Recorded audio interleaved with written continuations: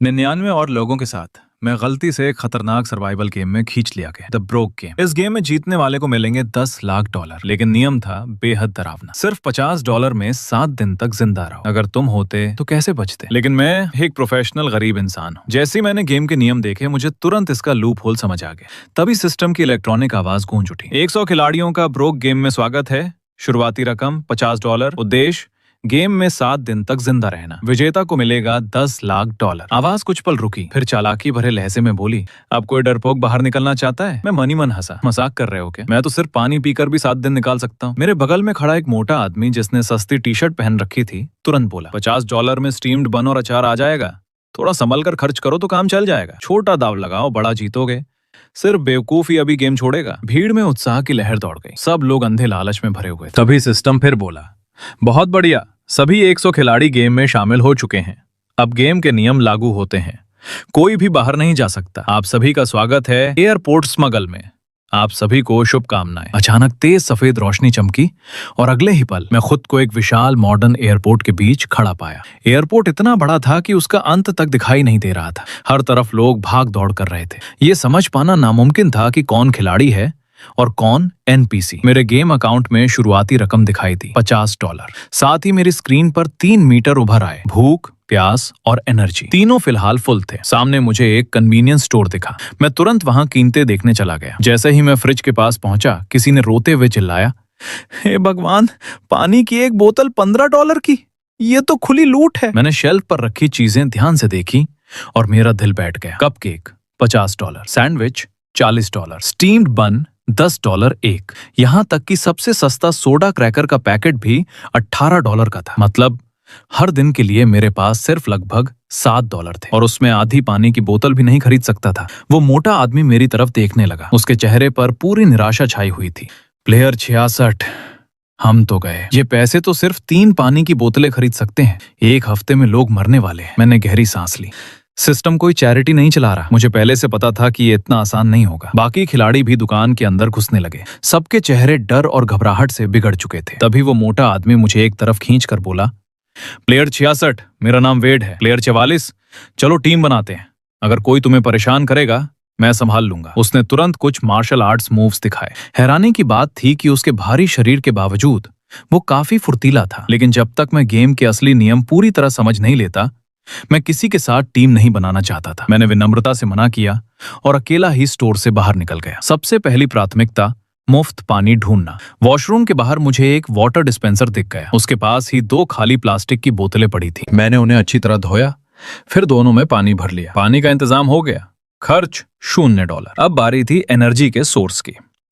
थोड़ी दूर मुझे एक कॉफी शॉप दिखाई थी। कंडीमेंट काउंटर पर सफेद शुगर पैकेट, क्रीमर कप और ब्राउन शुगर करीने से रखे थे। शुगर एक बेहद जरूरी एनर्जी सोर्स है। इमरजेंसी में ये लो ब्लड शुगर से बचा सकती है। मैं बिल्कुल सामान्य चेहरा बनाकर वहां पहुंचा, ऐसे जैसे अपने ही घर से कुछ उठा रहा हूं।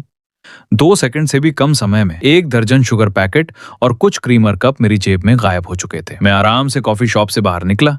एक खाली कोने में जाकर 2 शुगर पैकेट फाड़े और सीधे मुंह में उड़ेल दिए। मिठास मेरी जीभ पर फैल गई। कुछ पल के लिए अजीब सा संतोष महसूस हुआ। एनर्जी का इंतजाम भी हो गया। खर्च $0। एयरपोर्ट की एयर कंडीशनिंग किसी बर्फ के डिब्बे जैसी ठंडी थी। शायद सिस्टम ने यह जानबूझकर किया था। जितनी ज्यादा ठंड होगी, उतनी तेजी से शरीर एनर्जी जलाएगा। मेरे पतले कपड़े इस ठंड के सामने बेकार थे। गर्म रहने के लिए मुझे लगातार चलते रहना पड़ रहा। मैंने एक कूड़ेदान खंगाला और उसमें से किसी यात्री द्वारा फेंका गया एक कंबल निकाल लिया। समय बीतने के साथ मेरी भूख और तेज होती गई। रात के 8 बजे मैं धीरे धीरे एक बेकरी की तरफ बढ़ा। कांच के अंदर रखी बिना बिकी ब्रेड से गेहूं की गर्म खुशबू आ रही थी। मेरा पेट जोर से गुर्राया। मेरी गरीबी वाली तेज नजरें तुरंत समझ गईं। इतनी देर तक बची हुई ब्रेड अब डिस्काउंट पर होनी चाहिए। जो टोस्ट पहले $30 का था, अब सिर्फ $15 में मिल रहा था। लेकिन ये भी काफी नहीं था। दुकान बंद होने के और करीब आने पर कीमत शायद और गिर जाए, शायद मुफ्त भी हो जाए। हर बचाया हुआ डॉलर जिंदा रहने का एक और मौका था। मैं बेकरी के सामने वाली बेंच पर बैठ गया, आंखें आधी बंद करके आराम करने लगा। तभी अचानक 20 से 30 लोग हर दिशा से भागते हुए बेकरी की तरफ टूट पड़े। छोटा सा एंट्रेंस देखते ही देखते भगदड़ में बदल गया। अराजकता के बीच मैंने देखा, कुछ लोग पैसे लहरा रहे थे तो कुछ सीधे शेल्फ से ब्रेड उठाकर भाग रहे थे। घबराई हुई क्लर्क लगातार चिल्ला रही थी, लाइन बनाओ, लाइन बनाओ। लेकिन अब बहुत देर हो चुकी थी। कुछ ही मिनटों में सारी डिस्काउंट वाली चीजें गायब हो गईं। यहां तक कि वो टोस्ट भी जिस पर मेरी नजर थी। जिन लोगों को ब्रेड मिल गई थी उनके चेहरे पर राहत थी, जैसे वो मौत से बचकर लौटे हों। और जिन्हें कुछ नहीं मिला वे सिर पकड़कर बैठ गए। उनकी आंखों में सिर्फ निराशा थी। चारों तरफ गालियां, शिकायतें और बेबस आहें गूंज रही थीं। मेरा हंगर मीटर अब 30% तक गिर चुका था। मैंने गहरी सांस ली और पेट में उठ रही ऐंठन को दबा दिया। फिर मैंने उस अफरा तफरी से नजर हटाई और ऊपर लगे विशाल फ्लाइट इंफॉर्मेशन बोर्ड की तरफ देखा। लाल रंग में लगातार फ्लाइट स्टेटस चमक रहे थे। अब समय आ गया था अपनी असली काबिलियत दिखाने का। इस एयरपोर्ट में खिलाड़ी कहीं भी जा सकते थे। बिना बोर्डिंग पास के भी गेट तक पहुंचना मुमकिन था। मैंने बोर्ड को ध्यान से स्कैन किया और उन फ्लाइट्स पर नजर टिकाई जो 6 घंटे से ज्यादा लेट थीं। यही मेरा शिकार था। मैं अपने थके हुए पैरों को घसीटता हुआ एक बोर्डिंग गेट तक पहुंचा। वहां पहले से लोगों की भीड़ जमा थी। हवा में पसीने, गुस्से और बेचैनी की बदबू फैली हुई थी। गेट 102 8 घंटे लेट था। फंसे हुए यात्री गेट एजेंट को घेर चुके थे। वो एक युवा लड़की थी। उसका चेहरा लाल पड़ चुका था। गुस्साए यात्रियों की थूक तक उसके चेहरे पर गिर रही थी। तुम्हारी एयरलाइन बेकार है क्या? मेरा बच्चा भूख से रो रहा है। कंपेंसेशन दो, अभी के अभी पैसे दो। पूरा माहौल अराजकता में डूब चुका था। उस एजेंट की आवाज शोर में दब गई थी। वो रोने के कगार पर थी और तभी मेरे दिमाग में बिजली सी कौंधी। यही मौका था। मैं पूरी ताकत से भीड़ को चीरता हुआ आगे बढ़ा और सीधे एजेंट के सामने जाकर खड़ा हो गया। चुप पा! मैं पूरी ताकत से गरजा। भीड़ अचानक शांत हो गई। सब मेरी तरफ देखने लगे। मैंने उस औरत की तरफ इशारा किया जो अपने रोते हुए बच्चे को पकड़ी थी। देखो इस बच्चे को, क्या यहां चिल्लाने से प्लेन उड़ने लगेगा? गलती एयरलाइन की है, उन्हें जिम्मेदारी लेनी होगी। लेकिन अभी हमें सबसे ज्यादा क्या चाहिए? खाना, आराम की जगह और इतनी ताकत कि बाद में इनसे लड़ सकें। फिर मैं टूट चुकी एजेंट की तरफ मुड़ा। लोग अपना कंट्रोल खो रहे हैं। सबसे पहले इन्हें शांत करो। अभी तुरंत मील वाउचर और होटल वाउचर बांटो। सबको खाना और आराम दो, वरना मामला हाथ से निकल जाएगा। क्या तुम संभाल सकती हो? एजेंट लगभग रोते हुए बोली। मैं बता रही हूँ कि वाउचर मिलेंगे, लेकिन ये लोग सुन नहीं रहे। सबको लाइन में लगकर बोर्डिंग पास दिखाना होगा। ऐसे समय में तुम नियमों की बात कर रही हो? मैंने उसकी बात काट दी। फिर उस माँ की तरफ इशारा किया। देखो वो कितनी थक चुकी है। 8 घंटे से बच्चे को उठाए हुए हैं। अब क्या उसे लाइन में भी खड़ा होना पड़ेगा? मैं उस महिला की तरफ मुड़ा। मैडम, अपना बोर्डिंग पास मुझे दीजिए, मैं आपके लिए ले आता हूँ। मैंने पूरी अथॉरिटी के साथ हाथ आगे बढ़ाया। उसने तुरंत अपना पास मेरे हाथ में थमा दिया, जैसे उसे सहारा मिल गया हो। और फिर भीड़ का असर फैल गया। बुजुर्गों वाले लोग, बच्चों वाले लोग, थके हुए यात्री, सब अपने बोर्डिंग पास मेरे हाथ में देने लगे। कुछ ही सेकंड में मेरे हाथ में दर्जनों पास थे। मैंने उन्हें एजेंट की तरफ बढ़ाया और धीमी आवाज में कहा, जल्दी करो, सबसे जरूरतमंद लोगों को पहले संभालो। खबरों में मामला जाने से बेहतर है ना? और हाँ, 2 एक्स्ट्रा मील वाउचर मुझे दे देना। मैं बच्चों वाले माता पिता को शांत कर दूंगा। सबका फायदा होगा। एजेंट ने कृतज्ञ नजरों से मुझे देखा और तेजी से मशीन चलाने लगी। उसने सारे वाउचर निकाले, फिर चुपके से 2 एक्स्ट्रा वाउचर उसमें डाल दिए। हो गया। मेरा दिल तेजी से धड़क रहा था, लेकिन मेरा चेहरा बिल्कुल शांत था। मैंने तुरंत लोगों को उनके बोर्डिंग पास और वाउचर लौटाने शुरू कर दिए। मैडम, बच्चे को लेकर जाइए और खाना खाइए। सर, ये लीजिए। सब बांटने के बाद मैंने वो 2 एक्स्ट्रा वाउचर अपनी सबसे अंदर वाली जेब में छुपा लिए। फिर मैंने भीड़ से जोर से कहा, जाइए, खाना खाइए, आराम कीजिए, ताकत बचाइए, बाद में इनसे हिसाब करें। जैसे ही भीड़ का ध्यान वाउचर लेने में गया, मैं चुपचाप वहां से फिसल गया। इस गेम में जिंदा रहना है तो बाकियों से बेहतर लूप होल्स ढूंढने होंगे। लाउंज से बाहर निकलते ही मेरी मुलाकात फिर वेड से हुई। वो मासूम मुस्कान के साथ बोला, प्लेयर 66, मैंने सब देखा। तुम तो फिल्मी बॉस की तरह नेगोशिएट कर रहे थे। अब भी हमारी टीम ज्वाइन नहीं करोगे? आगे चलकर तुम्हें दूसरों की मदद की जरूरत पड़ सकती है। सिर्फ एक दिन में उसके आसपास 4 और खिलाड़ी इकट्ठा हो चुके थे, लेकिन मैंने फिर मना कर दिया। मील वाउचर की वजह से मैंने पेट भरकर खाना खाया। मेरा हंगर मीटर फिर फुल हो गया, लेकिन थकान समुद्र की लहर की तरह टूट कर आई। मेरा एनर्जी मीटर 50% से नीचे गिर चुका था। रात के 11 बज चुके थे। एयरपोर्ट अब काफी खाली हो चुका था। ज्यादातर दुकानें बंद हो रही थीं, लाइट्स धीमी पड़ चुकी थीं, और तभी एक अजीब डर पूरे माहौल में फैलने लगा। टर्मिनल की हर बेंच पर आर्म रेस्ट लगे थे ताकि कोई लेटकर सो न सके। एक युवा खिलाड़ी शायद अब और सह नहीं पा रहा था। उसने पतली जैकेट ओढ़ी और फर्श पर गोल होकर सो गया। 2 मिनट भी नहीं बीते थे कि एक तेज रोशनी सीधे उसके चेहरे पर पड़ी। उठो, यहां लेटना मना है। सिक्योरिटी गार्ड की आवाज भावनाहीन थी। उस खिलाड़ी ने एनपीसी को नजरअंदाज किया और करवट लेकर फिर सो गया। अचानक चारों तरफ से सिक्योरिटी गार्ड दौड़ते हुए आए। उन्होंने बिना कुछ बोले उसे उठाया और एयरपोर्ट के बाहर फेंक दिया। तभी पब्लिक स्क्रीन चमकी। प्लेयर 13 एलिमिनेटेड, कारण गेम जोन छोड़ना, कर्ज $10 लाख। इसी तरह कई और खिलाड़ी अलग अलग जगहों से एलिमिनेट होने लगे। सिस्टम हमारी थकान और ठंड का इस्तेमाल कर रहा था ताकि हमारी आखिरी बची समझ भी खत्म हो जाए। मेरा एनर्जी मीटर अब बेहद खतरनाक स्तर पर था। एलिमिनेट होने से बचने के लिए मैंने फटा हुआ कंबल अपने ऊपर डाला और कुर्सी पर बैठे बैठे सो गया। अगली सुबह सूरज की रोशनी ने बताया, सिर्फ एक दिन बीता है। मेरा एनर्जी मीटर मुश्किल से 75% तक पहुंचा था, लेकिन हंगर फिर 50% पर आ गया। मेरे पास अभी 1 मील वाउचर बचा था, इसलिए ज्यादा चिंता नहीं थी। मैंने ठंडा पानी पिया, 2 शुगर पैकेट खाए और फिर शिकार पर निकल पड़ा। अचानक एक खिलाड़ी एक बच्चे पर झपटा और उसका हॉट डॉग छीन लिया। बच्चा जोर जोर से रोने लगा। कुछ ही सेकंड में सिक्योरिटी पहुंच गई। उन्होंने खिलाड़ी को घेर लिया और एयरपोर्ट के बाहर खड़ी पुलिस कार में फेंक दिया। तभी सिस्टम की घोषणा गूंजी, प्लेयर 25 ने एक एनपीसी से खाना छीना, सिक्योरिटी द्वारा एयरपोर्ट से बाहर निकाला गया, एलिमिनेटेड, कर्ज $10 लाख। मैंने तुरंत एक जरूरी बात समझ ली। इस एयरपोर्ट में ऐसा कुछ भी नहीं करना है जिससे सिक्योरिटी का ध्यान तुम पर जाए। लेकिन आज एयरपोर्ट अजीब था। एक भी फ्लाइट लेट नहीं थी। लगता है सिस्टम ने मेरा लूप होल पैच कर दिया था। पूरा दिन मैं एक आम यात्री की तरह टर्मिनल में घूमता रहा। जहां कहीं भी फ्री सैंपल मिलते मैं पहुंच जाता। मैं सिर्फ खाता था, कभी खरीदता नहीं, और जैसे ही दुकानदार को शक होता मैं वहां से गायब हो जाता। इसी तरह किसी तरह शाम निकल गई। डिनर में मैंने अपना आखिरी मील वाउचर इस्तेमाल किया और हंगर मीटर फिर भर लिया। लेकिन आज मेरी एनर्जी और भी कम थी। इस बार मैंने कुर्सी पर सोने का फैसला नहीं किया। मैं एक अंधेरे साइड कॉरिडोर में घुस गया, जहां मैंने पहले एक सोने की खान देखी थी। एक छोड़ा हुआ यूटिलिटी रूम। दरवाजा थोड़ा टूटा हुआ था, अंदर कबाड़ भरा था, लेकिन दरवाजा बंद करो तो वो एक निजी दुनिया बन जाती थी। मैं अंदर घुसा ही था कि धड़ाम, किसी ने दरवाजा लात मारकर खोल दिया। एक लंबा आदमी अंदर आया। उसकी आंखें तिरछी थीं और उसके साथ 2 गुंडे थे। निकल यहां से, अब ये जगह हमारी है। मैंने उसे पहचान लिया। कल बेकरी में वही सबसे हिंसक था। उसने दूसरों के हाथ से ब्रेड तक छीनी थी। मैं समझ गया मैं उससे नहीं लड़ सकता, इसलिए मैंने जगह छोड़ने का फैसला किया। लेकिन जैसे ही मैं दरवाजे तक पहुंचा, उसने अचानक चाकू निकाल लिया। जो कुछ है सब निकाल, वरना पेट फाड़ दूंगा। उनकी आंखों में पागलपन साफ दिख रहा था।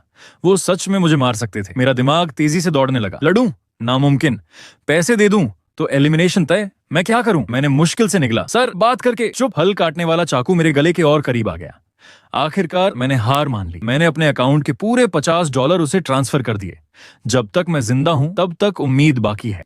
उन्होंने पैसे बांटे और मुझे बाहर धक्का देकर दरवाजा बंद कर दिया। अंदर से उनकी हंसी सुनाई दे रही थी। लूटपाट सच में काम करती है। अच्छा हुआ उसने बता दिया कि पैसे लूटने पर एलिमिनेशन नहीं होता।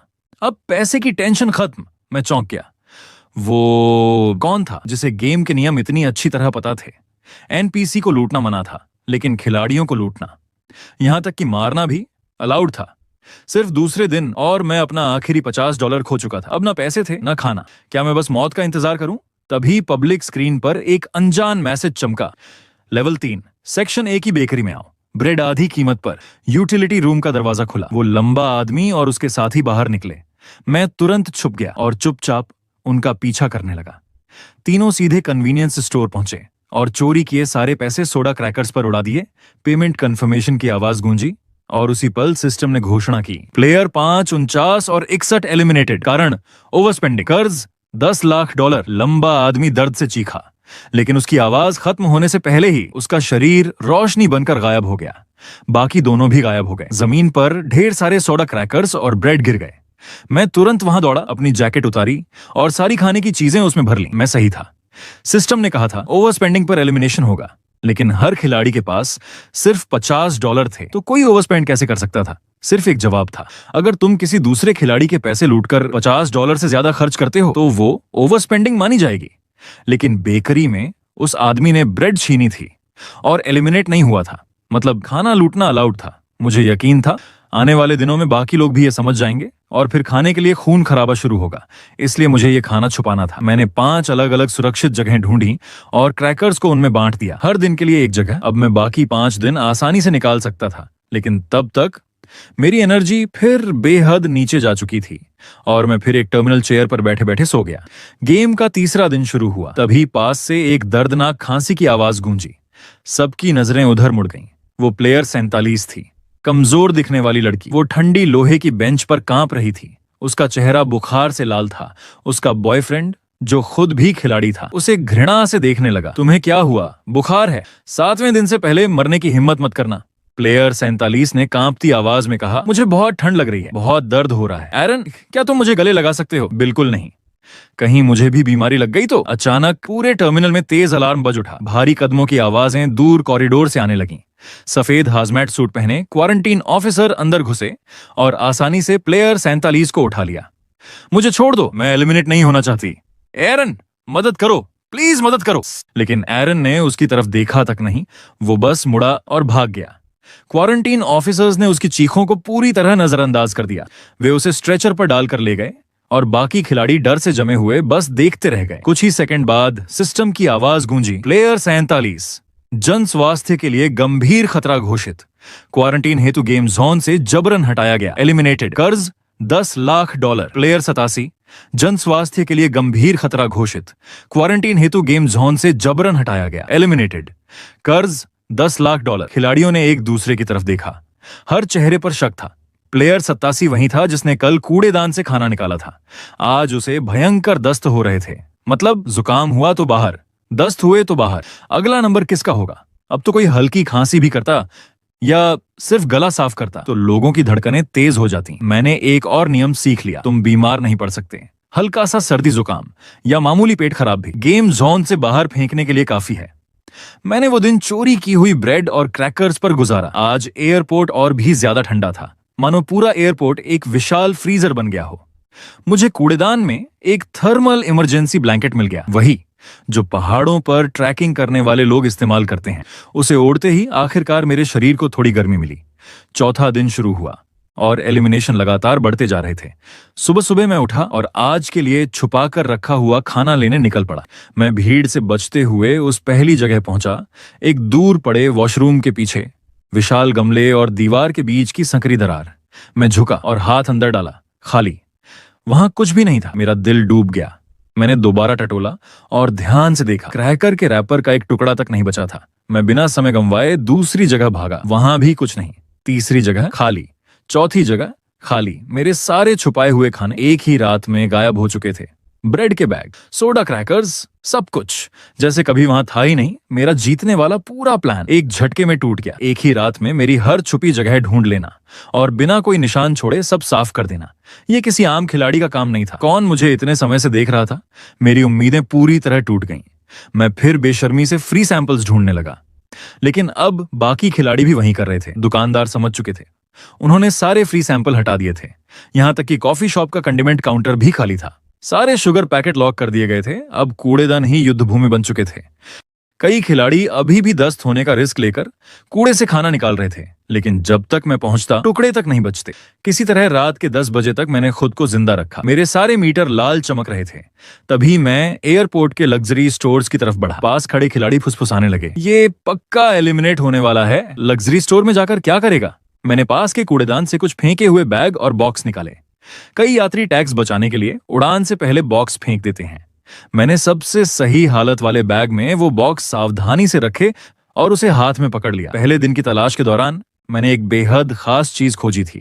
डिपार्चर हॉल की पहली मंजिल पर एक हॉटपॉट रेस्टोरेंट खुला हुआ था और अब मैं वहीं जा रहा था, फ्री आराम और फ्री खाना लेने। मैंने भारी कांच का दरवाजा खोला। गर्म हवा और बीफ ब्रॉथ की खुशबू मेरे चेहरे से टकराई। एक वेट्रेस मीठी मुस्कान के साथ मेरी तरफ आई। वेलकम सर, कितने लोग? 2। मैंने बेहद कैजुअली वो महंगा दिखने वाला लग्जरी बैग कुर्सी पर रखा। कोई शांत जगह दीजिए, मैं किसी का इंतजार कर रहा हूँ। उसकी नजर मेरे बैग पर गई, उसकी मुस्कान और चौड़ी हो गई।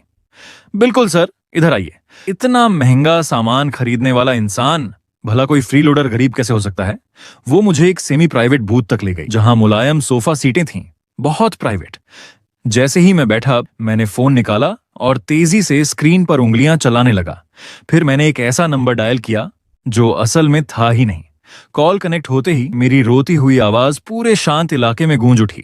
मैं एयरपोर्ट के हॉटपॉट रेस्टोरेंट में तुम्हारा इंतजार कर रहा हूँ।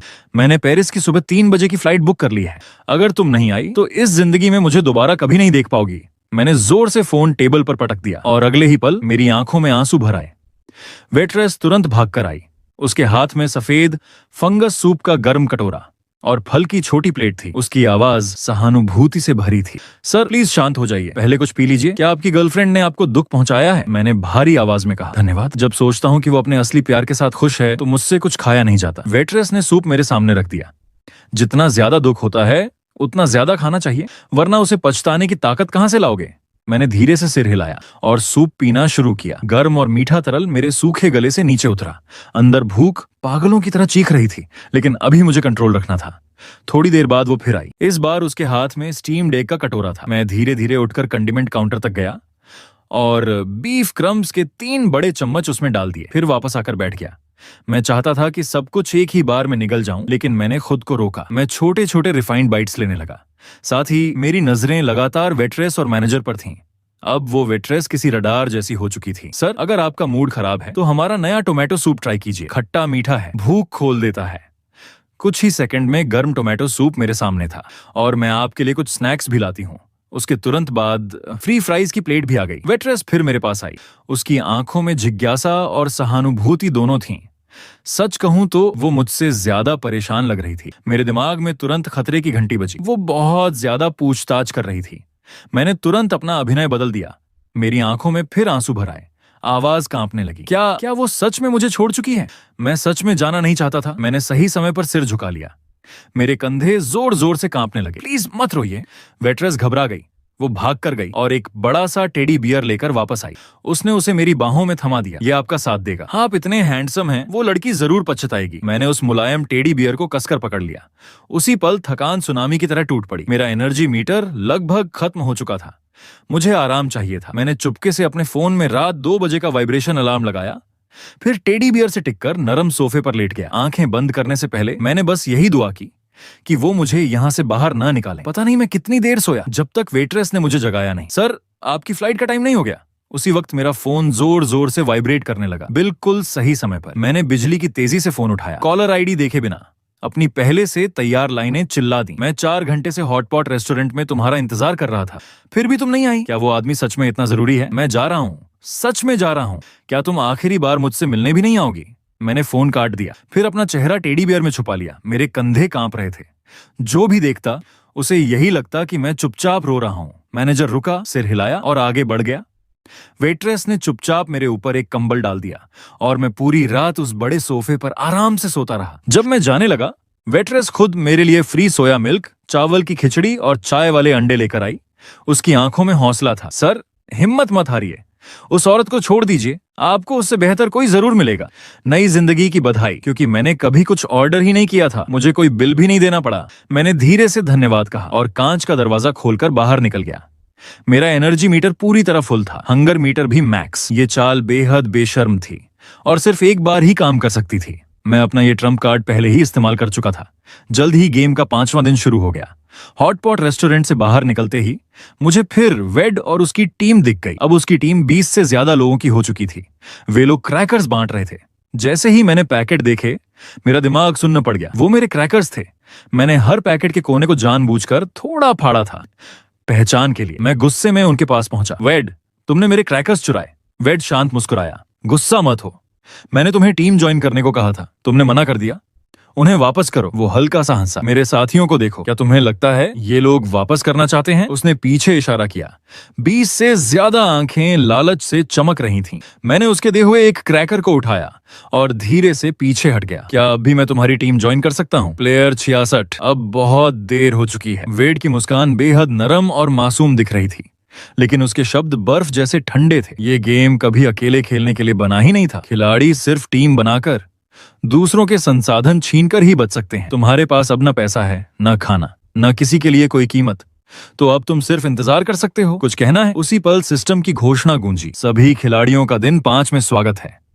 गेम को और मनोरंजक बनाने के लिए आज से एयरपोर्ट के सभी वाटर डिस्पेंसर बंद किए जाते हैं। वॉशरूम का पानी दूषित है, इसे इस्तेमाल न करें। पब्लिक स्क्रीन तुरंत गालियों और चीखों से भर गई। मनोरंजन, तुम पागल हो क्या? 3 दिन बिना पानी, तुम हमें मारना चाहते हो। वेड की टीम में भी घबराहट फैल गई। खाना जरूरी था, लेकिन पानी उससे भी ज्यादा खतरनाक करेंसी बन चुका था। लेकिन वेड बिल्कुल शांत था। उसने हाथ उठाकर सबको चुप कराया। इतना डर क्यों रहे हो? बस पानी ही तो है। उसने मुझे तिरछी नजर से देखा, फिर बोला, बाकी खिलाड़ियों के पास पानी है, जाकर छीन लो। मेरा दिल बैठ गया, लेकिन अब भागने में देर हो चुकी थी। 20 से ज्यादा खून उतर चुकी आंखें मुझ पर टिक गईं, और अगले ही पल पूरी भीड़ शिकारी कुत्तों की तरह मेरी तरफ टूट पड़ी। छोड़ो, ये मेरा है। मैंने अपना बैग कसकर पकड़ा, लेकिन 4 हाथ 2 हाथों से ज्यादा ताकतवर थे। बैग की स्ट्रैप फट गई, जिप टूट गई, 2 भारी पानी की बोतलें बेरहमी से छीन ली गईं।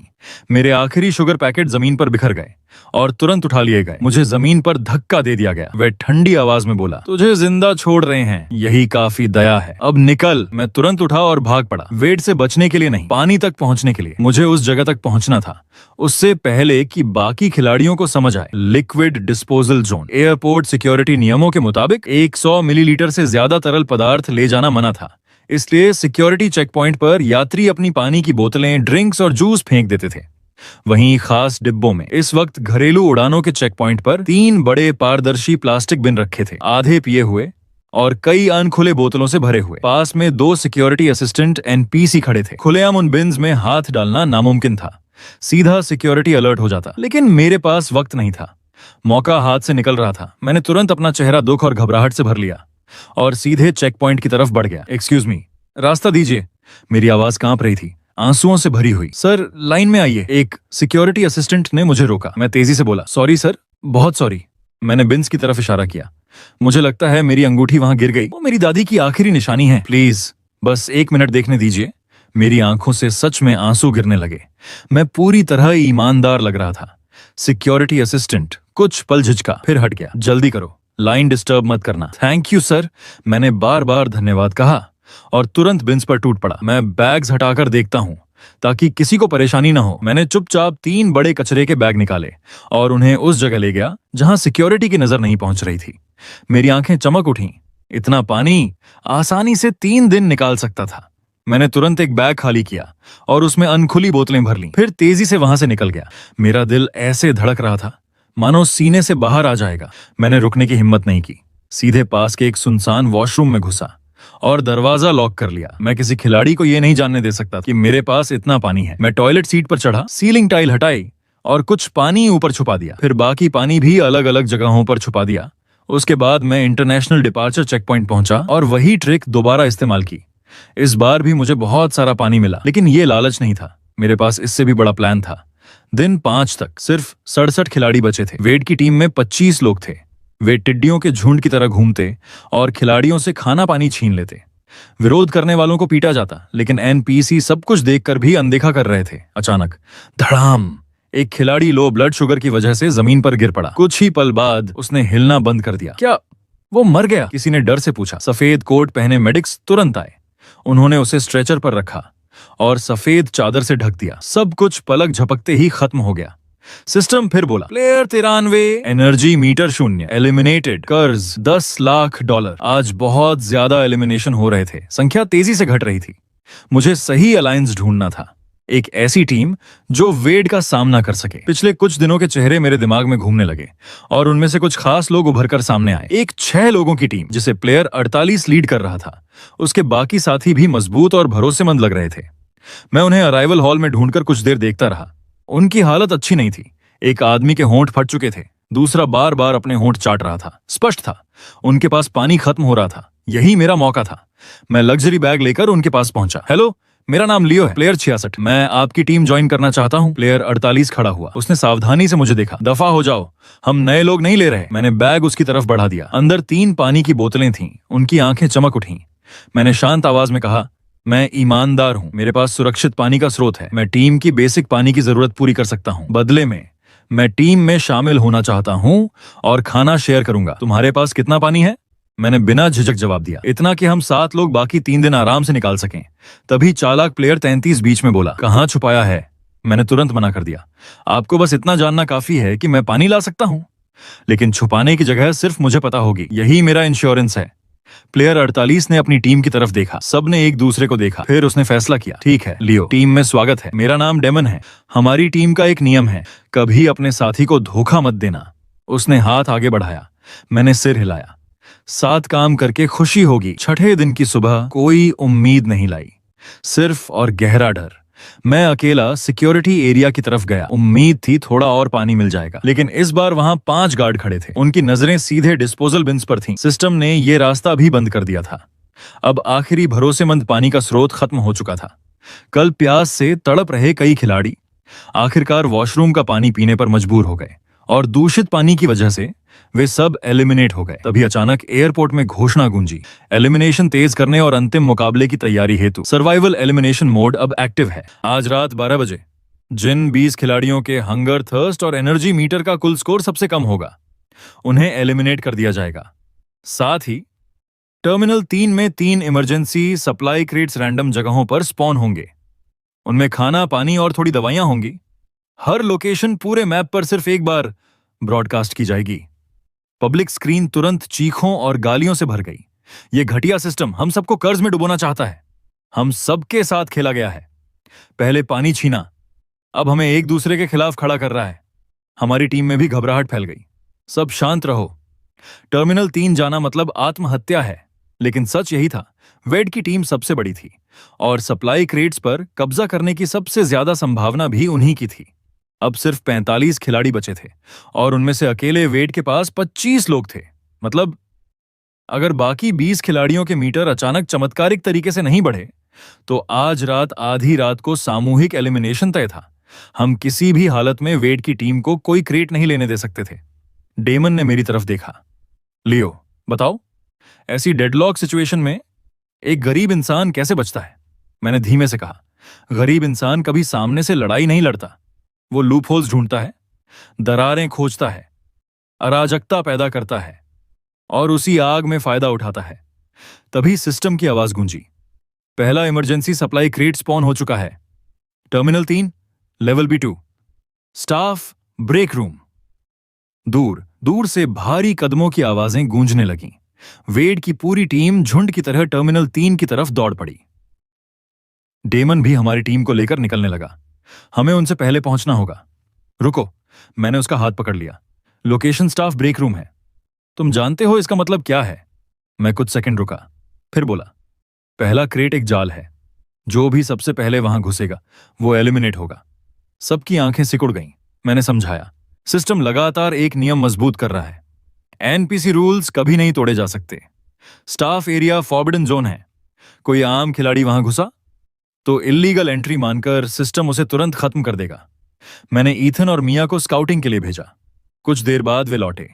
तुम सही थे, वेड ने किसी को अंदर नहीं भेजा। उसने अपनी टीम को रास्तों पर फैला दिया है। वो खुद क्रेट को छुए बिना बाकियों को रोकना चाहता है। मैं हल्का सा मुस्कुराया। Classic blockade strategy. पास कुछ अकेले खिलाड़ी घूम रहे थे। उनकी आंखों में पागलपन था।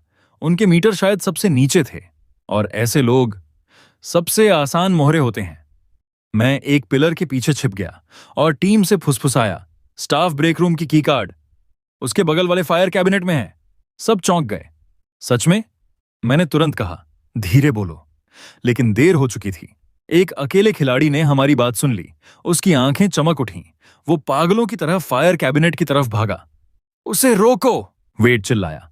लेकिन खिलाड़ी पहले ही कैबिनेट खोल चुका था। अंदर कोई की कार्ड नहीं थी और अगले ही सेकंड पूरे B2 में फायर अलार्म गूंज उठा। 6 फुली आर्म्ड गार्ड्स बिजली की तरह वहां पहुंचे। उन्होंने वेड की टीम और उस खिलाड़ी सभी को रायट फॉक्स से दबोच लिया और घसीटते हुए बाहर ले गए। एलिमिनेशन की घोषणाएं लगातार आने लगीं। वेड ने एक ही झटके में 5 लोग खो दिए। उसकी टीम अब सिर्फ 20 पर रह गई थी और उन्हें क्रेट से कुछ नहीं मिला। उसी समय सिस्टम की दूसरी घोषणा आई। दूसरा इमरजेंसी सप्लाई क्रेट स्पॉन हो चुका है। Terminal 3, level L3, VIP lounge entrance. VIP lounge, जहां सिक्योरिटी और भी ज्यादा सख्त थी। L3 जाने वाली एलिवेटर पहले से वेड के लोगों ने घेर रखी थी। सिल्वर रंग का क्रेट कॉफी टेबल पर साफ चमक रहा था। मिया घबराकर बोली, अब क्या करेंगे? हम पास भी नहीं जा सकते। मैंने अपना फोन उसकी तरफ बढ़ा दिया। इसे लॉस्ट और फाउंड में जमा कर दो। वो चौंक गई। क्या? बस जल्दी करो। आधे घंटे बाद मैं खुद लॉस्ट एंड फाउंड पहुंचा। चेहरे पर नकली घबराहट थी। मेरा फोन खो गया और मेरा वीआईपी कार्ड भी। असल में मैंने पहले ही ऑब्जर्व किया था कि वीआईपी लाउंज में जाने के लिए ब्लैक वीआईपी कार्ड चाहिए होता है। इतने बड़े एयरपोर्ट में किसी ना किसी का कार्ड जरूर खोया होगा। मैंने डिस्क्रिप्शन दिया और स्टाफ को सच में एक वीआईपी कार्ड मिल गया। क्या ये आपका है? हाँ, यही है। मैंने खुशी दिखाते हुए कार्ड पकड़ लिया, लेकिन स्टाफ ने रोक लिया। Ownership proof? उसी वक्त मार्कस ने स्टाफ का ध्यान भटका दिया और मैंने मौका देखकर फोन फेस अनलॉक से खोला और वीआईपी कार्ड की फोटो दिखा दी। सब मैच हो गया। स्टाफ ने मुझे जाने दिया। मैं सीधे वीआईपी रिसेप्शन की तरफ बढ़ा। उसी समय कुछ असली वीआईपी पैसेंजर्स शटल कार्ट में लाउंज जा रहे थे। मैं भी चुपचाप उनके बीच बैठ गया और वेड के गार्ड्स की नजरों के सामने से निकल गया। एंट्रेंस पर गार्ड ने कार्ड स्वाइप किया। ग्रीन लाइट चमकी। Welcome platinum member. दरवाजे खुल गए। तभी दूर से वेड चीखा, उसने वो कार्ड चुराया है। मैंने मन ही मन गाली दी। ये मोटा कमीना सच में चालाक है। उधर डेमन और हमारी टीम एलिवेटर के पास वेड के लोगों से भिड़ चुके थे। 6 बनाम 10। इतना बुरा रेशो नहीं था। और उसी केओस का फायदा उठाकर मैं अंदर घुस गया और क्रेट पकड़ लिया। तभी सिस्टम की आवाज गूंजी, बधाई हो प्लेयर 66, क्रेट प्राप्त कर लिया गया है। इसके अंदर की चीजें सिर्फ उन्हीं खिलाड़ियों द्वारा इस्तेमाल की जा सकती हैं जिन्हें प्लेयर 66 अनुमति देगा। अनऑथराइज्ड अज़्योर इनवैलिड है। मेरे कानों में वो आवाज किसी फरिश्ते जैसी लगी। तभी तीसरे क्रेट की घोषणा हुई। तीसरा इमरजेंसी सप्लाई क्रेट टर्मिनल 3 के सेंट्रल इंफॉर्मेशन डेस्क के ऊपर स्पॉन हुआ है। यह खुला क्षेत्र है। कोई रिस्ट्रिक्टेड जोन नहीं, कोई ट्रैप नहीं। यह सिर्फ स्पीड और वायलेंस की लड़ाई होगी। वेड ने तुरंत फाइट छोड़ दी। उसने अपनी पूरी टीम इंफॉर्मेशन डेस्क की तरफ मोड़ दी। अब वीआईपी लाउंज लगभग खाली था। मैं क्रेट लेकर बाहर निकला। अंदर इतना खाना और पानी था कि हमारी 7 लोगों की टीम एक दिन आराम से निकाल सकती थी। एक बार हमारे 3 मीटर रिफिल हो गए तो आज रात एलिमिनेशन नामुमकिन था। डेमन ने मेरी तरफ देखा। लियो, आज हम जिंदा हैं तो सिर्फ तुम्हारी वजह से। बाकी खिलाड़ी तीसरे क्रेट के लिए जानवरों की तरह लड़ रहे थे, लेकिन हम शांत बैठकर खाना और पानी भर रहे थे। आखिरी क्रेट के लिए वेड ने सारी इंसानियत छोड़ दी। उसकी टीम बाकी खिलाड़ियों पर टूट पड़ी। खून, चीखें, मारपीट, पूरा टर्मिनल युद्ध भूमि बन चुका था। आखिरकार नंबर्स जीत गए। वेड की टीम ने क्रेट ले लिया। हम 7 दूर से देख रहे थे। डेमन बोला, एक क्रेट उसकी पूरी टीम के लिए काफी नहीं होगा, और पहला क्रेट तो किसी को मिला ही नहीं। उसकी टीम मुश्किल में है। रात 11:50 बजे। पूरे टर्मिनल पर मौत जैसा सन्नाटा था। तभी सिस्टम की आवाज गूंजी, system tally beginning. Combined hunger, thirst और एनर्जी मीटर रैंकिंग के आधार पर सबसे कम स्कोर वाले 20 खिलाड़ी एलिमिनेट किए जाएंगे। सिस्टम बिना किसी भावना के नंबर पढ़ने लगा। हमारी 7 लोगों की टीम के अलावा बाकी सारे सोलो प्लेयर्स खत्म हो गए, यहां तक कि वेड की टीम भी असमान सप्लाईज की वजह से 13 लोगों तक सिमट गई। घोषणा खत्म होते ही पूरा एयरपोर्ट खामोश हो गया। 20 खिलाड़ी खत्म, हर एक पर 1 मिलियन। प्राइज पूल अब $20 मिलियन था और सिस्टम का नियम, अगर आखिरी में सिर्फ एक खिलाड़ी बचता है तो उसे बोनस 100 मिलियन भी मिलेंगे। कुल ससेरा $120 मिलियन। इतनी बड़ी रकम किसी को भी पागल बना सकती थी। दूर वेड हमें घूर रहा था। उसकी आंखों में खून उतर आया था। उसने अपनी टीम से कहा, मैं नहीं चाहता कि हम आपस में लड़ें, लेकिन हमारे पास नंबर्स हैं। पहले उन 7 को खत्म करते हैं, फिर 120 मिलियन हम 13 लोग बांट लेंगे। हमारी तरफ डेमन का चेहरा गंभीर था। सब शांत रहो। सिस्टम हमें एक दूसरे के खिलाफ करना चाहता है। वेड की टीम पहले हमें खत्म करेगी, इसलिए हम आपस में नहीं टूट सकते। पहले हम उनके 13 लोगों को खत्म करेंगे, फिर 120 मिलियन बांट लेंगे। टबी जमीन पर बैठ गया। कैसे? उनके पास हमसे ज्यादा लोग हैं। हम तो सीधा काटे जाने वाले बकरे हैं। मैंने धीरे से कहा, पहले छुपते हैं, उन्हें अलग अलग करते हैं। मुझे एक जगह पता है। ठीक उसी समय रात के 12 बज गए। स्क्रीन पर खून जैसा लाल 24 घंटे का काउंटडाउन टाइमर उभरा। पूरे एयरपोर्ट की लाइट्स लाल हो गईं। अलार्म सीधे दिमाग में गूंजने लगा और अगले ही पल सारे एनपीसी गायब हो गए। पैसेंजर्स, स्टाफ, सिक्योरिटी गार्ड्स, सब। अब विशाल टर्मिनल 3 में सिर्फ हम 20 खिलाड़ी बचे थे। भागो! हमारी सर्वाइवल इंस्टिंक्ट डर से ज्यादा तेज निकली। हम सातों दौड़ पड़े। एलिवेटर में घुसते ही मैंने क्लोज बटन दबा दिया। धड़ाम! दरवाजे वेड के गुस्से भरे चेहरे के सामने बंद हो गए। उन्हें भागने मत दो! सारे पैसे हमारे हैं। एलिवेटर सीधे अंडरग्राउंड पार्किंग गराज में उतरी। हवा में पेट्रोल, धूल और गर्मी की बदबू थी।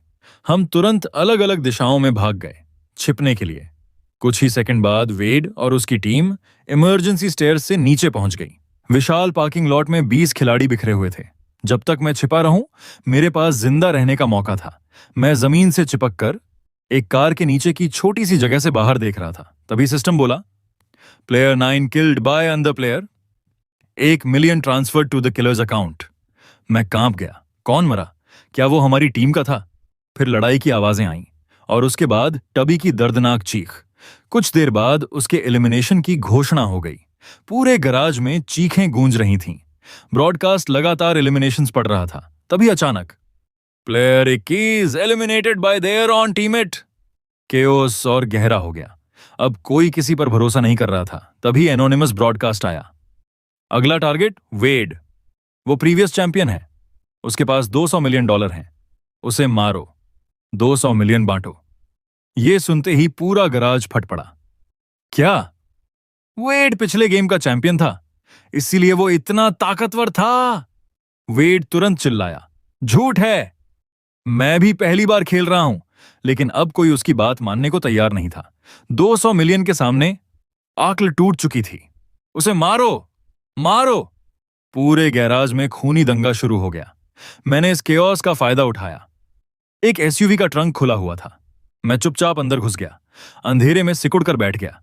बाहर चीखें, लड़ाई और सिस्टम की अनाउंसमेंट्स गूंज रही थीं। धीरे धीरे आवाजें कम होने लगीं। फिर पूरा गराज शांत हो गया। मैंने ट्रंक की दरार से बाहर झांका। चारों तरफ सिर्फ लाशें और खून था। तभी एक जानी पहचानी आवाज आई, लियो, लियो, कहां हो? यह डेमन की आवाज थी। मैंने वेड को पकड़ लिया है। बाहर आओ, हम मिलकर उसे खत्म करेंगे, फिर 200 मिलियन बांट लेंगे। मैंने सांस रोक ली। मैंने जवाब नहीं दिया। डेमन मेरी कार के पास से आगे निकल गया। मैंने राहत की सांस ली ही थी कि धड़ाम! ट्रंक जोर से खुल गया। लाल रोशनी अंदर भर गई। डेमन मुस्कुरा रहा था। तो तुम यहां छिपे थे? मैं तुम्हें कब से ढूंढ रहा था। हाइड एंड सीक खत्म हुई, प्लेयर 66। उसकी आवाज जहरीली थी। ठंडी डर की लहर मेरे पूरे शरीर में दौड़ गई। उसने मुझे पकड़कर बाहर खींच लिया। मैंने दांत भींचकर कहा, तो तुम दोनों शुरू से साथ थे, वेड और डेमन? पूरा टीम राइवलरी सिर्फ नाटक था। तुम दोनों रूल्स जानते थे। तुमने अनोनिमस मैसेजेस से खिलाड़ियों को मैनिपुलेट किया, उन्हें रॉबरी और ओवर स्पेंडिंग की तरफ धकेला और फिर फायदा उठाया। वेड ने शुरुआत से टीम बिल्ड की और तुमने खुद को उसका दुश्मन दिखाया ताकि आखिर में दोनों टीमें एक दूसरे को खत्म कर दें और तुम दोनों सब जीत लो। डेमन हंसा। लियो, तुम सच में बहुत तेज हो। पिछले कुछ दिनों में मदद के लिए शुक्रिया। वेड गरजा। डेमन, मुझे खोलो। समय बर्बाद मत करो। डेमन ने उसकी तरफ ठंडी नजर डाली। खोल दूं? तुम मजाक कर रहे हो? 100 मिलियन आधा बांटने से बेहतर है। सब कुछ अकेले लेना। और तुम्हारे पिछले 200 मिलियन भी मुझे चाहिए। अगले ही पल उसने वेड को मार डाला। सिस्टम बोला, player 44 eliminated. Bonus reveal, player 44 पिछले गेम का चैंपियन था। उसकी क्यूमुलेटिव विनिंग्स $200 मिलियन। अब किलर के अकाउंट में ट्रांसफर। डेमन खुशी से मुस्कुराया। लेकिन उसी पल मैंने इंडस्ट्रियल हेयर स्प्रे उसकी आंखों में स्प्रे कर दिया। गाढ़ा केमिकल क्लाउड सीधे उसके चेहरे पर फटा। डेमन दर्द से चीख पड़ा। वो आंखें पकड़कर पीछे लड़खड़ा गया। मैं तुरंत ड्राइवर सीट की तरफ रेंगने लगा। जब मैं ट्रंक में छिपा था तभी मैंने देख लिया था, कार का ड्राइवर डोर भी खुला था और की इग्निशन में लगी हुई थी। प्लेयर 66, डेमन दहाड़ा। मैं तुम्हारी खाल उधेड़ दूंगा। वो दर्द सहते हुए पागलों की तरह मेरी तरफ दौड़ा। उसका डैगर मेरे सिर को हल्का सा छूकर सीट में धंस गया। मैंने की घुमाई। वूम! इंजन गरज उठा। मैंने तुरंत गियर ड्राइव में डाला और पूरी ताकत से एक्सेलरेटर दबा दिया। डेमन को उम्मीद ही नहीं थी कि कार अचानक स्टार्ट हो जाएगी। धड़ाम! कार ने उसे हवा में उछाल दिया। वो जमीन पर गिरा, लेकिन फिर भी उठने की कोशिश करने लगा। मैंने रिवर्स गियर डाला और कार उसके ऊपर चढ़ा दी। कुछ सेकंड बाद सिस्टम ने आखिरी फैसला सुनाया। Player 48 eliminated. Bonus reveal. Player 48 पिछले गेम का चैंपियन था। उसकी cumulative winnings $180 million.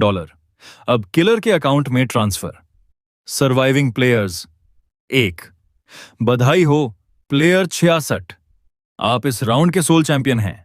Airport smuggle round complete. इस राउंड की winnings $120 million plus 200 million plus 180 million, total $500 million. मैं मुश्किल से ड्राइवर सीट के नीचे से बाहर निकला। तेल, धूल और खून से लथपथ।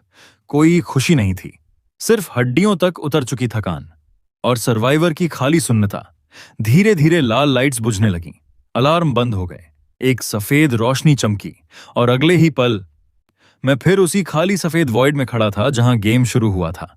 सिस्टम ने मेरे कान में फुसफुसाया, अब तुम्हारे पास $500 मिलियन हैं। अच्छी जिंदगी जियो, लेकिन नियमों के अनुसार चैंपियंस को गेम छोड़ने की अनुमति नहीं है, वरना तुम पर $500 मिलियन का कर्ज चढ़ जाएगा। सफेद रोशनी धीरे धीरे फीकी पड़ने लगी और अचानक मेरे आसपास फिर 100 लोग खड़े थे। सबके चेहरे पर डर और उलझन थी। तभी सिस्टम की वही जानी पहचानी आवाज गूंजी, welcome 100 players to the broke game. Starting funds $50। Objective survive 60 days. The winner gets $1 million. Hello guys, तो आपको ये एनिमे वीडियो कैसा लगा प्लीज़ कमेंट करके ज़रूर बताएं और प्लीज़ दोस्तों मुझे सपोर्ट करें प्लीज़।